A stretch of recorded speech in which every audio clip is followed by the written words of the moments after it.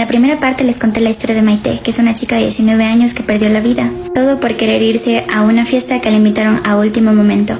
En la primera parte les conté cómo su madre narra cómo la encontraron en el hospital, sin una extremidad del cuerpo, el brazo derecho y la mitad del brazo izquierdo destruido, cortadas sus partes íntimas y sus pezones arrancados a punta de mordidas, sin contar que su cara estaba desfigurada, y en el hospital le dijeron que si ella llega a recuperarse en algún momento, iba a necesitar asistencia de por vida. A los días de estar internada, ella sufre un shock o un paro y fallece. Y hasta ahí uno dice, no puede pasarle nada peor a esta familia, pero no es así. Obviamente, al recibir la noticia tan fuerte de que su hija fallece, sus padres empiezan con los preparativos para enterrar a su hija, pero un policía decide llamarlos a la estación y les dice que el día en que entierren a su hija, muy probablemente la persona que le hizo esto a la niña va a asistir.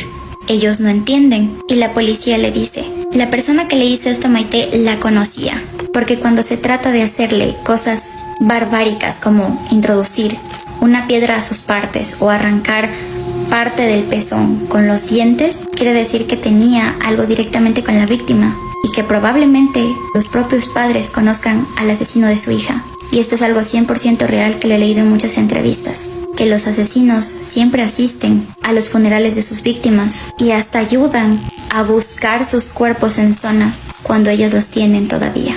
La señora me decía, pero yo no podía creer lo que la policía decía. La policía empieza a preguntarnos si es que Maite tuvo algún problema con alguna chica, si tenemos nosotros las contraseñas de sus redes sociales, si ella tenía novio, algún profesor.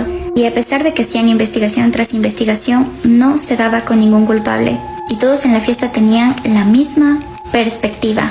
Ella se fue, cruzó el parque, nadie la acompañó y nunca nadie más la volvió a ver con vida. La policía tenía un lapso donde no se sabía en qué momento fue que a ella en el parque le hacen eso. Pero aquí les voy a contar algo que les va a volar la cabeza, se los juro. La señora me dice, mi hija pequeña un día empezó a preguntar por su hermana, porque obviamente ya no venía a casa. Es ahí cuando mi esposo se sienta porque dice que ya no tenía la fuerza de contarle lo que le había pasado a su hermana. Y cuando el papá acaba de contarle que su hermanita se mudó al cielo, la niña chiquita les empieza a hablar de un hombre que una vez le compró un rubor.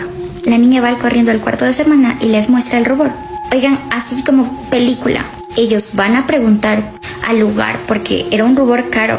En esa tienda le dan el nombre de un hombre. Y adivinen quién era ese hombre. El papá de la chica que organizó la fiesta en su casa. Él fue quien desvivió y quien acabó con Maite.